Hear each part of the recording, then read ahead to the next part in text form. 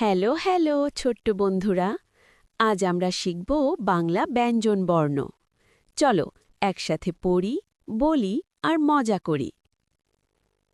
ক, খ, গ, ঘ, ঙ, চ, ছ, বর্গীয় জ, ঝ, ইয়, ট, ঠ, ড, ঢ, মূর্ধন্য ণ, ত, থ, দ, ধ, দন্তন্য, প, ফ, ব, ভ, ম, অন্তস্থ জ, বয়বিন্দু র, ল, তালব্য শ, মূর্ধন্য ষ, দন্ত স, হ, ডয়বিন্দু র, ঢয়বিন্দু র, অন্তস্থ য়, খণ্ডত, অনুস্বার, বিসর্গ, চন্দ্রবিন্দু।